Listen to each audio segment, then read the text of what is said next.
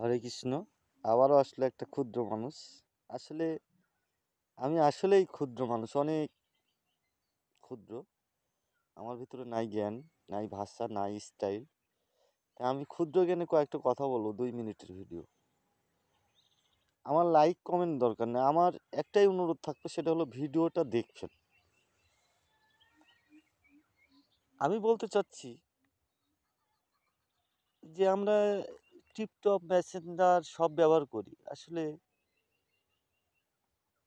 এই যে মোবাইলটা নিয়ে অনেক সংসারে কিন্তু অশান্তি। এই যে আমাদের বৌদিরা যে কি লাগাইছে, মনে হচ্ছে যে ওরা মানে 12-13 বছর বিয়ে হয়নি, এরকম ভাবনা চিন্তা তাদের ভিতরে। প্রত্যেকটা সংসারে অশান্তি। স্যালারি হাজবেন্ড 20,000 পাই কিনা জানি না, কিন্তু 10,000 15,000 টাকার সে ওয়াইফ পোশাক কিনে। আসলে ওই সংসারটা কেমন ভাবে চলবে এটা মাথাতে আসে না। ওরা হাজবেন্ডের টেনশন নিয়ে থাকে না, এ থাকে বিষয় অনেক বন্ধু বান্ধব হয়। আসলে এক ড্রেসে প্রত্যেকদিন টিপটপ মানায় না, করেও না, প্রেস্টিজে বাধা দেয়।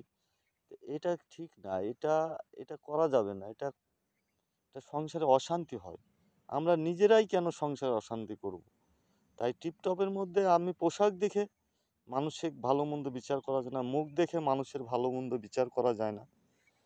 আসলে মানুষের মনটাই বড় জিনিস।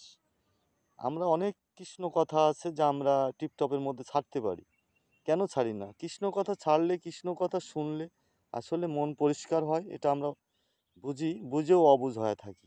এটা ঠিক না, এটা ঠিক না। তাই বলি না, প্রেম চেয়ে রাধে রাধে, বলি না, প্রেম চেয়ে রাধে রাধে।